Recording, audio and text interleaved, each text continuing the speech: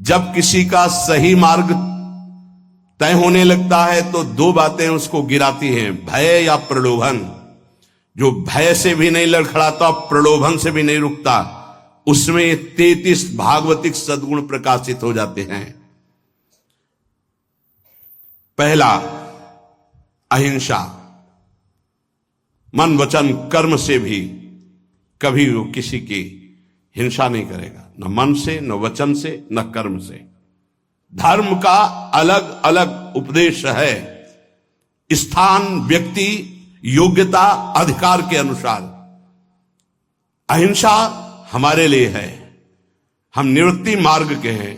आप एक वीर योद्धा हैं राष्ट्र रक्षा के लिए, तो आपके लिए कठोरता चाहिए हृदय में। यदि आप दयालुता धारण करेंगे तो हमारा राष्ट्र संकट में पड़ जाएगा। आपके लिए माला चलाना नहीं, आपके लिए गोली चलाना भजन है। आप अपने धर्म से युक्त रहिए। अर्जुन जी कह रहे मैं सन्यास लेकर भिक्षा मांगकर खा लूंगा, युद्ध नहीं करूंगा। भगवान कह रहे गलत, पर धर्मो भयावहा, स्वधर्म का पालन कर, इस समय नहीं भय को प्राप्त हो जाएगा। ये परमार्थ के पथ पर जो भगवत प्राप्ति के मार्ग में चला है, जिसको भगवान ने ये मार्ग दिया है, उसके लिए पहला सद्गुण अहिंसा। मन से, वचन से, कर्म से किसी की हिंसा नहीं करना। हिंसा और अहिंसा का निर्णय स्थान, अवसर, धर्म की स्थिति के अनुसार दिया जाता है, ना कि सार्वभौम। सार्वभौम अहिंसा का सिद्धांत नहीं चलेगा।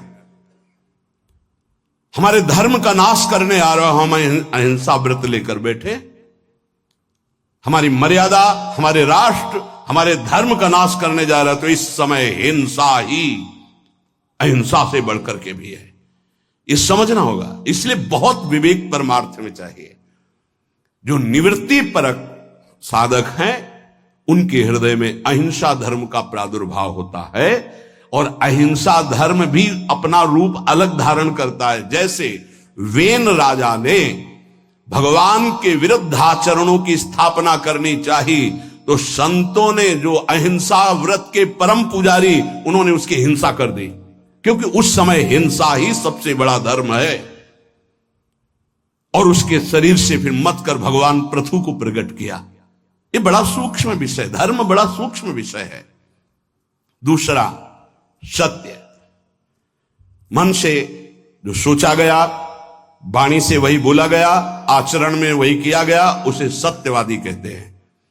सत्य वचन में जरूर होना चाहिए। तीसरा, आस्तेय, चोरी ना करना, कभी भी किसी की चोरी ना करना, यह भगवान के भक्त में आ जाता है। चौथा, ब्रह्मचर्य। अगर गृहस्थ है तो संयम के अनुसार ब्रह्मचर्य, एक नियत समय के अनुसार ब्रह्मचर्य। विरक्त है तो आजीवन अखंड ब्रह्मचर्य, ये लक्षण प्रकट हो जाता है। पांचवा, अपैशुन, कभी किसी की चुगली ना करना। ये साधक ध्यान दे, कभी किसी की चुगली ना करना। कैसे? तुम सुना उसने ऐसा ऐसा ऐसा आग लगा दी, फिर उसकी बात तुम्हें सुना, जिसकी बात थी वो तो ऐसा कह रहा है, दोनों भिड़ा दिया, मुस्कुरा के चल दिया। तो तुमको ऐसी जगह भिड़ाया जाएगा जहां मुस्कुरा ही नहीं पाओगे, क्योंकि वो देख रहा है, तीसरा कोई देख रहा है, वो ऐसी जगह भिड़ाएगा कि तुम्हारी महीनों की मुस्कुराहट गायब हो जाएगी। होश में नहीं, किसी की भी चर्चा नहीं करनी। इनकी बात उनसे कहना, उनकी बात उनसे कहना, इसे चुगली कहते हैं। शास्त्रीय भाषा में अपैशुन नहीं करना, ये हृदय को मलिन कर देता है। किसी की वार्ता नहीं। कभी श्री जी की वार्ता चार खड़े होके करो, बोधनता परस्परम, लाडली जी का ऐसा स्वभाव, ऐसे सुंदर, ऐसे, तो छाती ठंडी हो जाए। कभी श्री जी की चर्चा नहीं सुनते। आपस में जब दो मिलेंगे तो चर्चा होगी, तो प्रपंच की होगी। वो साधक नहीं, प्रपंची कहा जाता है। अरे जैसी हरिवंश प्रपंच बंच सब ये काल ब्याल को खायो, यह जिये जान श्याम श्यामा पद कमल संग सिरनायो। छठवां है लज्जा। लज्जा कहते पाप कर्म करने में बहुत संकुचित हो जाना। नहीं, मन से ही घृणा हो जाए, नहीं नहीं नहीं, हमें नहीं चाहिए। हम प्रभु के मार्ग के पथिक हैं, सातवां अमानिता, ये लक्षण उदय होते हैं। मान की बिल्कुल चाह न रह जाना, और ये बहुत खतरनाक है, बहुत खतरनाक। सबसे पहला लक्षण है ब्रह्मबोध महापुरुष का मान रहित होना। निर्मान अमोहा जित संग दोषा, मान सभी मान प्रद आप अमानी, मान कभी स्वीकार नहीं करना चाहिए। महापुरुषों को देखो, आज भी गुरुदेव भगवान आरती करके सबको पंचांग प्रणाम करते हैं, सबको पंचांग प्रणाम करते हैं। अपने लोग गुरु जी आचार्य चरण सर्वान वस्तुतया निरीक्ष परम स्वाराध्य बुद्धिर मम क्वाहम तुच्छा परम अधमा। आचार्य चरण क्या कह रहे? क्वाहम तुच्छा परम अधमा। सबको प्रणाम कर रहे हैं, गुरुदेव सबको प्रणाम कर रहे हैं, तो हमको शिक्षा लेनी चाहिए। अमानी ना मान देना, सबही मान प्रद आप अमानी। ये अमानिता, ये सातवां लक्षण उपासक के अंदर जागृत होता है। आठवां पवित्रता, शरीर पवित्र, वस्त्र पवित्र, चिंतन पवित्र, व्यवहार पवित्र। छल कपट से व्यवहार दूषित हो जाता है। अरे बहुत बहुत, अगर आप भगवत मार्ग में, तो कभी ऐसा मत करना, क्योंकि जिससे कर रहे हो और आप उसके बीच में ईश्वर विराजमान है, उसी की आराधना के मार्ग में तो चले हो। पवित्रता, शरीर पवित्र हो और वस्त्र पवित्र हो। ये आपका लघुशंका, मल त्याग आदि बहुत सावधानी से पवित्रता का निर्वाह करोगे तो शरीर राग का नाश हो जाएगा। ध्यान रखना, जितना पवित्र हो कोई, उतने शरीर राग का नाश होगा। ये उल्टा लक्षण है। शरीर को पवित्र रखना, शरीर राग का नाश। शरीर को अपवित्र रखना, अत्यंत ममता आसक्ति शरीर से हो जाएगी। देखो, इसीलिए अत्यंत ममता आसक्ति शरीर से है। नवा संतोष, जैसी परिस्थिति प्रभु ने दी उसमें राजी रहना। जोई जोई प्यारो करे सोई मोहि भावे, कोई चाह न रखना, ये संतोष धन है। इसी से सारी कामनाएं नष्ट हो जाती हैं। बिन संतोष न काम न साही, और अछत काम सुख सपन्यों नाही। बिना संतोष के कामनाओं का नाश नहीं होता। तो उपासक के हृदय में संतोष आ जाता है, जैसा प्रभु ने दिया। आज सब्जी भी नहीं है, प्रभु की बड़ी कृपा है, रोटी अकेले पा ली। आज रोटी भी नहीं है, जल से काम चला लिया। किसी संत से किसी ने पूछा कि प्रसाद पाया, तो उनका नहीं, माधुकरी नहीं मिली। फिर क्या पाया? बोले पा लिया है। क्या पाया? बोले भूख को पा लिया है। आज प्रभु की इच्छा है से भूख को पा लिया है। संतोष, काहू सो कछु न चाहोगो, संतोष। दसवां तितिक्षा, महान सहनशील। दूसरे के कटु वचन, शरीर की पीड़ा, ऋतुओं का प्रभाव, अंदर की जलन, संतुष्टायन केनवा। तितिक्षा, ये महान लक्षण है भगवत प्राप्ति के मार्ग के पथिक का। जरा सी बात में विक्षिप्त हो जाना, चिड़चिड़ा स्वभाव कर लेना, नाना प्रकार की असत वृत्तियों में दौड़ जाना, ये साधक का स्वभाव नहीं होता। बड़े से बड़े कष्ट को हंसकर सहना, बड़े से बड़ी विपरीत परिस्थिति को मुस्कुरा के सहना, ये भगवान के पार्षद का लक्षण होता है। आप भगवान के पार्षद हैं, भगवत मार्ग के पथिक, चाहे गृहस्थी हो चाहे विरक्ति। 11वां निष्कपटता, संत सरल चित जगत हित जान स्वभाव सने। संतों का स्वभाव, उनका सने, उनके चित्त की स्थिति सरल होती है, कपट नहीं। निष्कपटता उनके हृदय में जागृत हो जाती है। 12वां संत संग में अत्यंत गाढ़ प्रेम आसक्ति, ये पैदा हो जाए भगवत कृपा पात्र के अंदर। 12वां संत संग, सत्संग, भागम भाग मच जाएगा। कैसे मैं सत्संग में आगे बैठूं जिससे मैं वक्ता के मुखारविंद पर चातक की तरह दृष्टि रख करके उनके वाक्यों का पान स्वाति की बूंद की तरह करूं। सच्चे श्रोता का लक्षण, मैं भाग कर जाऊं और उनको देखता रहूं और उनके वाक्य जो निकल रहे हैं उनका पान करूं श्रवणेन्द्रिय के द्वारा। 13वां संत सेवा की भूख, ये प्रकट हो जाती पक्का। मैं साधु हूं ऐसा नहीं रहता, यही रहता है भगवान कब ऐसी कृपा करेंगे कि संत सेवा हो जाए। एक साधक कह रहे थे कि जब संत सेवा होती है, उनके दर्शन सेवा का अवसर मिलता है, तो ऐसा लगता है कि ये कभी बंद न हो और जीवन भर मुझे साधु सेवा मिलती रहे। बहुत अच्छा लगा कि हम लोग जब उनकी सेवा में खड़े होते तो एक अलौकिक आनंद मिलता है। संत सेवा की भूख जग जाना। बड़े भावुक जन होते हैं, बड़े भावुक जन होते हैं, इससे बहुत बड़ा प्रभाव पड़ता है, बहुत बड़ा हृदय में प्रभाव पड़ता है। एक संत थे जो कभी सेवा स्वीकार नहीं करते थे, तो बाहर उस समय शौच जाने को होता था, तो जहां वो बाहर शौच जाते थे, तो एक भगत थे, वो कभी शिष्य नहीं बनाते थे संत। तो कैसे सेवा करें, कहीं कुटिया में सेवा को तो अवसर ही नहीं था, तो जब शौच हो जाते तो शौच को गड्ढा खोद करके ऊपर से रथ से पाट देते। तो पहले जिस एरिया में शौच जाते थे तो उनको दिखाई देती थी पड़ी, साफ साफ एकदम ऐसे, महीनों हो गया। तो एक दिन छुप करके देखा तो वो कल नजदीक गए, कहा भाई ऐसी ये वृत्ति आप करते हो मुझे पसंद नहीं, आप क्यों करते हो? उनका भगवान मुझे लगा था कि संत सेवा करना चाहिए, आप प्रगट में कोई वही उन्हीं को शिष्य बनाया और अपनी सारी आंतरिक धरोहर उनको सेवा से बहुत, पर सेवा ऐसी छुप कर या कोई जान न पावे या उसको जलाने की चेष्टा न हो, उससे मान सम्मान प्रियता प्राप्त करने की इच्छा ना हो, ये सेवा का भाव बड़ी कृपा से प्राप्त होता है। संदीपनी जी अपने गुरु जी की सेवा के प्रताप से ही जगत गुरु भगवान श्री कृष्ण के गुरु बनने का पद प्राप्त किया। सेवा में बड़ी सामर्थ्य है।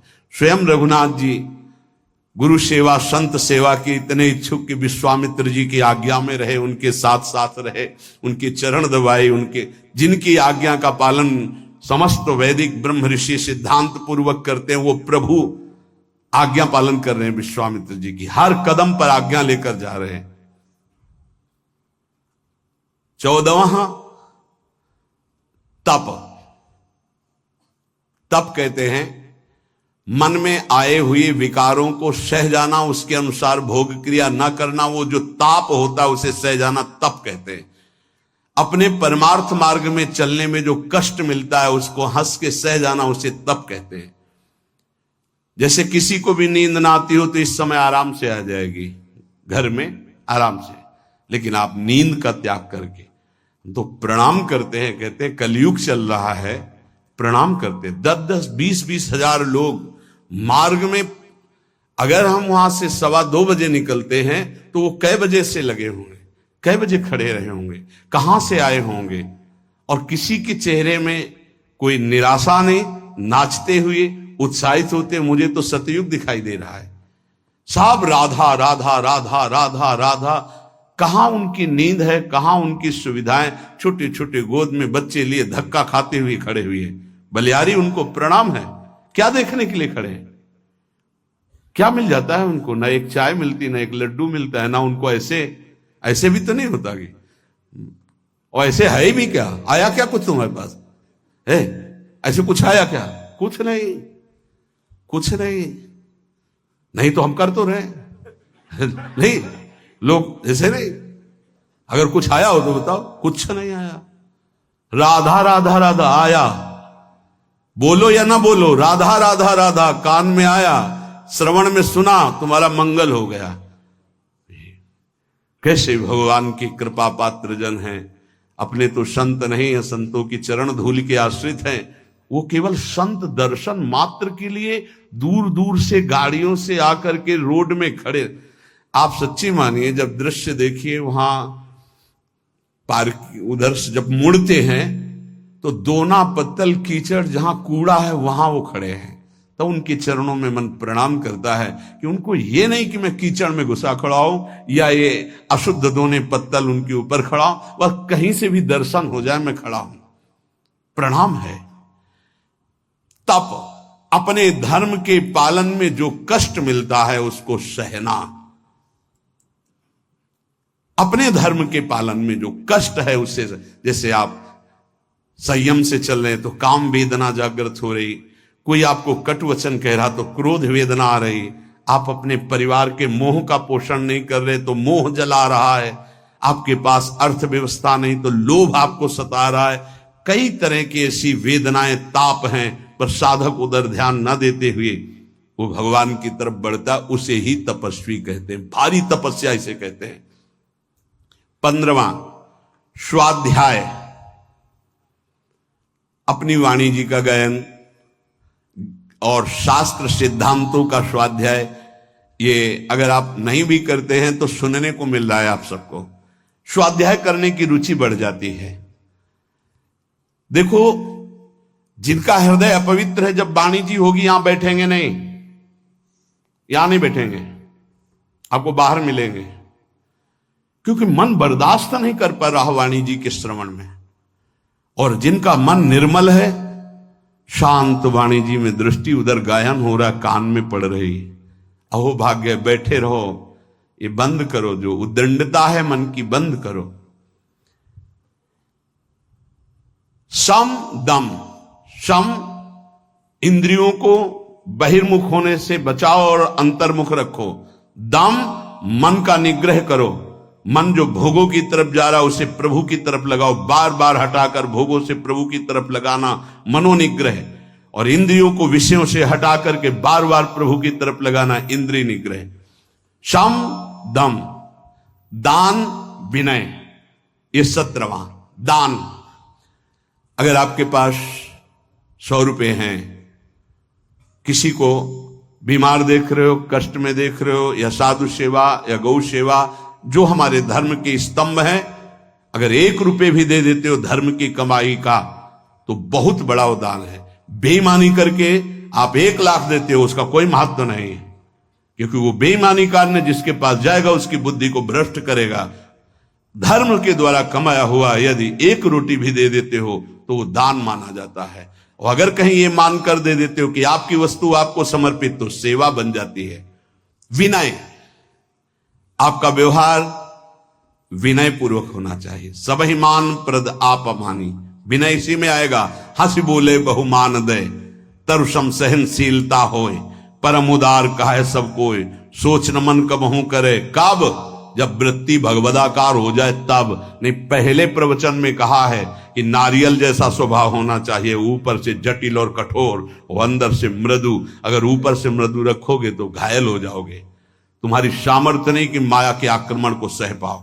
एक बार जो तुम्हारी तरफ देखे, दोबारा प्रियता भरी नजर से ना तुम देखो ना वो देखे, जब तक भगवत साक्षात्कार। इसीलिए उत्तम साधकों को देखा गया गंभीर मुद्रा, हिम्मत ही नहीं पड़ेगी कि तुम उनसे संभाषण कर लो, पक्का तुम्हारी हिम्मत नहीं पड़ेगी कि बात कर लो। अगर तुम्हें श्री हरिवंश भी कहना तो एक बार सोचना पड़ेगा, वही जाकर सिद्धावस्था को प्राप्त होते।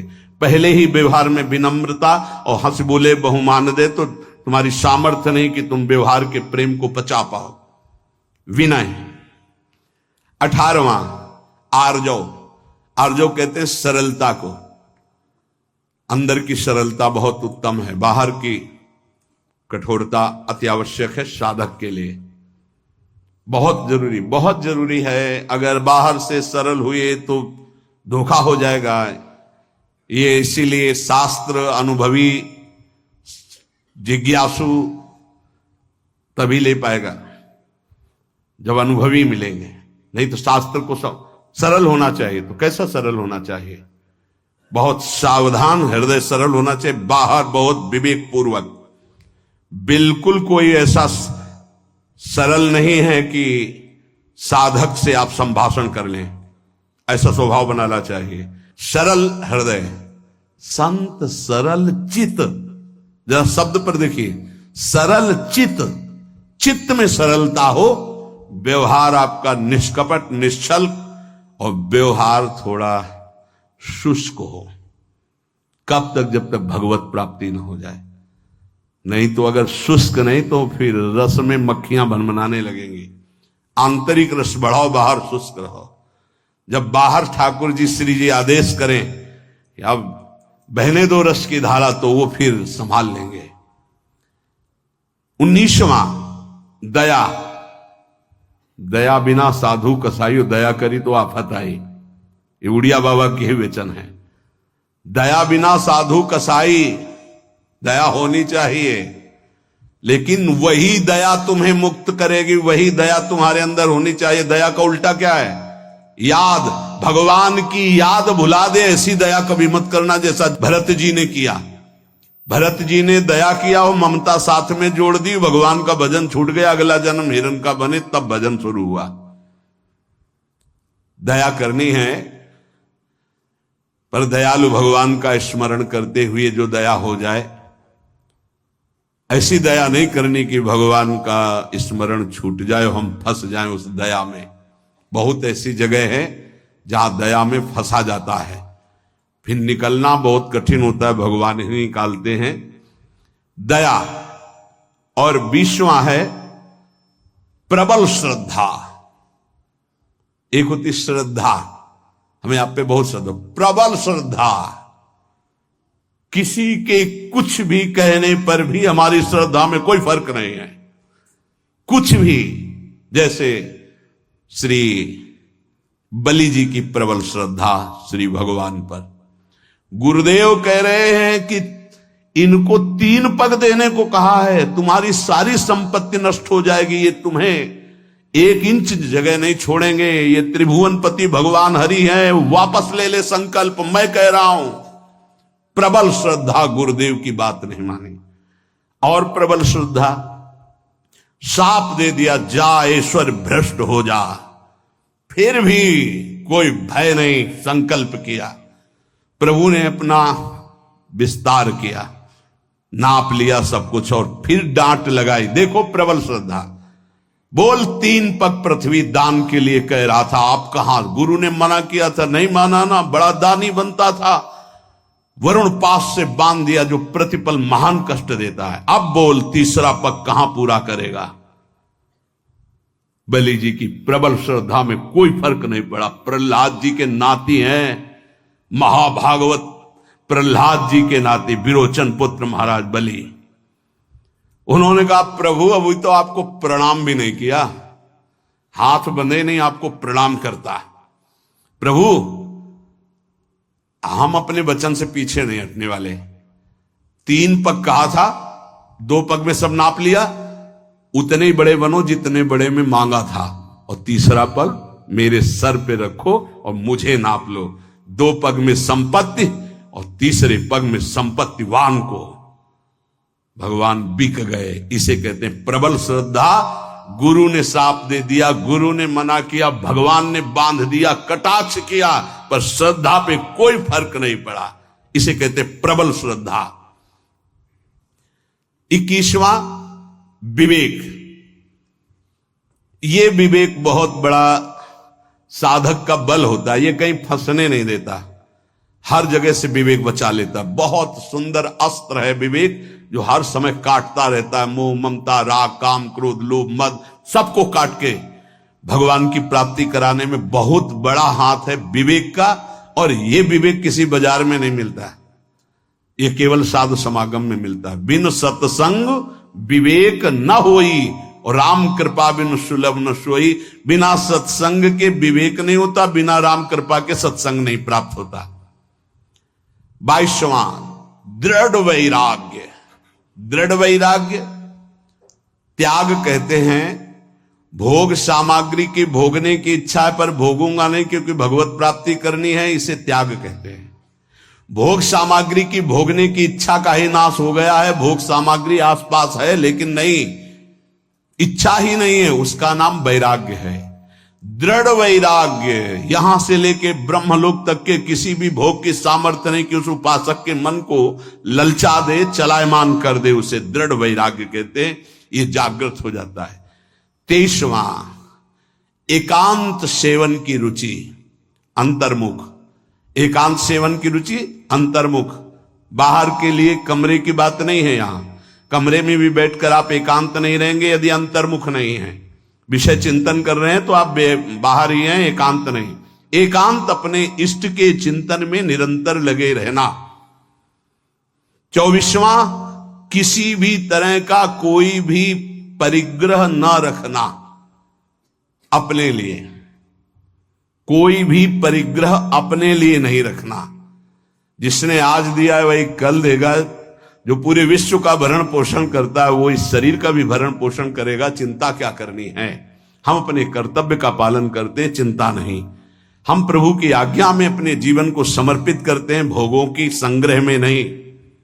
अपरिग्रह, अपरिग्रह दो प्रकार का होता है। एक बाहर से लिया हुआ दान और एक अंदर चिंतन।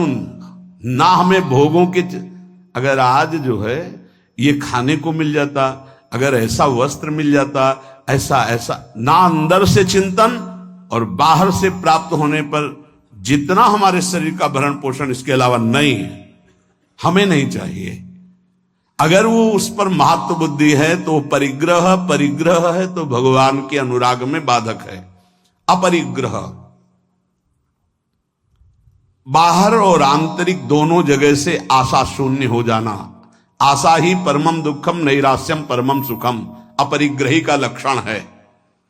बिना आशा के जो भोग प्राप्त हुआ है उसमें भी पहले विवेक के द्वारा देखना है कि धर्मयुक्त है कि नहीं, फिर विवेक के द्वारा निर्णय करना है साधना में सहयोगी है कि नहीं, फिर कितनी आवश्यकता है उतना उपभोग करना। 25वां समाधान, कई बार कहा है सत्संग में कि साध्य और साधन के विषय में साधक का समाधान हो जाना चाहिए। आपको पता है आपका साधन क्या है, आपको पता है आपके साध्य कौन है, बस साध्य निश्चित किए श्यामा श्याम, साधन उनके गुरुदेव के द्वारा जो दिया हुआ उपासना का मार्ग है, बस उसी पर। अब साध्य साधन के विषय में कोई प्रश्न नहीं, कोई संशय नहीं। चित्त का भगवदाकार हो जाना, अपने आराध्य देव में समर्पित हो जाना ही वास्तविक समाधान कहा जाता है। अब इस इष्ट के विषय में या साधन के विषय में कोई शंका नहीं, उसे समाधान कहते हैं। 26वां उपरति, वैराग्य के ऊपर का हिस्सा है। वैराग्य में तो भोग सामग्री है पर भोगने की इच्छा नहीं है। उपरति में भोग सामग्री है ऐसा बोध भी नहीं रहता, एकमात्र केवल परमात्मा बुद्धि, ये उपरति जागृत हो जाती है। 27वां भगवत तेज, जिससे सब भयभीत रहते हैं उसे भगवत तेज कहते हैं। कोई भी त्रुटि गलती करोगे, कोई भी धर्म विरुद्ध आचरण करोगे, तुम्हारा मन सामने आने के लिए नहीं कह पाएगा। तुम कटोगे, सामने नहीं आओगे। तुम्हारा अगर ज्यादा अपराध बन गया तो निंदा करने लगोगे, द्वेष करने लगोगे गुरुजनों से, क्योंकि तुम्हारे नाश का कारण बनेगा। भागवतिक तेज, जैसे श्री कपिल जी महाराज से सगर के जो 60,000 पुत्र थे, वहां आश्रम में घोड़ा बंधा हुआ था, उनको तो पता ही नहीं था, ध्यान में थे, किसी ने बांध दिया। उनको लगा कि इन्होंने तो उपद्रव मचा दिया, तो केवल देखा था, सोचा नहीं था। इतने में सब के सब भस्म हो गए। इसे भगवत तेज कहते हैं। दूसरा भगवत तेज का स्वरूप, घोर विषयी पामर नीच आचरण करने वाले की चित्त वृत्ति का परिवर्तन करके परमार्थ पे खड़ा कर देना, भगवत मार्ग में चला देना, इसको भागवतिक तेज कहते हैं। ये तेज महापुरुषों में अपराधियों के अपराध को रोक देना, मलिन वृत्ति को उठाकर भगवदाकार कर देना, ये जो तेज है ये भक्त में जागृत होता है, संतों में जागृत होता है। इसी से जगत मंगल होता है, इसी तेज से। जैसे किसी एक वैज्ञानिक ने कल, डॉक्टर कैंसर के और विज्ञान संपन्न थे, उन्होंने कहा मेरा विज्ञान आपकी इस प्रवचन में एक बात जो आई उसको स्वीकार नहीं करता कि किसी संत ने थूक दिया तो कैंसर ठीक हो गया। मैं उसका बहुत बड़ा मर्मज्ञ हूं कैंसर का।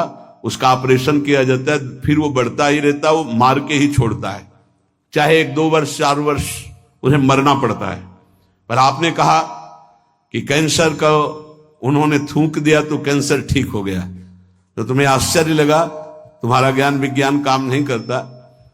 तो एक साथ में और बात सुनी होगी कल कि उन्होंने फिर अपने पैर पे उसके लिया और उस पैर में वो कैंसर इतना बढ़ा कि उसको अपना चरण जो है वो कटवाना पड़ा। पूरी बात सुनोगे तो प्रश्न उत्तर नहीं होगा। अब तुम्हारे अंदर ये सामर्थ्य नहीं कि तुम दूसरे के प्रारब्ध को ट्रांसफर कर लो अपने ऊपर, लेकिन उन महापुरुषों में सामर्थ्य है, इसे भगवत तेज कहते। तुम विज्ञान पढ़ लिख कर बुद्धि की धरा से प्राकृतिक वस्तु के केवल जानकार हो सकते हो, लेकिन जिसने बुद्धि सच्चिदानंद में लगा दी है वो अप्राकृत दिव्य चिदानंद भाव को तुम प्राकृतिक बुद्धि से कैसे तोल सकते हो? तुमको क्या पता?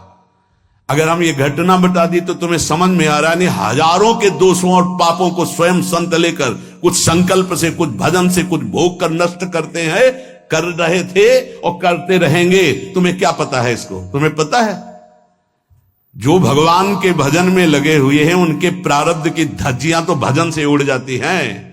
वो जो क्षण क्षण कष्ट भोगते रहते हैं, ये शरणागति का प्रभाव है। आपको स्वीकार करके आपके सारे पापों को भस्म करते तभी आप कदम आगे बढ़ा पाते हो परमार्थ में। इस रहस्य को बताया नहीं जाता। ये जितने बड़े बड़े महापुरुष हैं जिनकी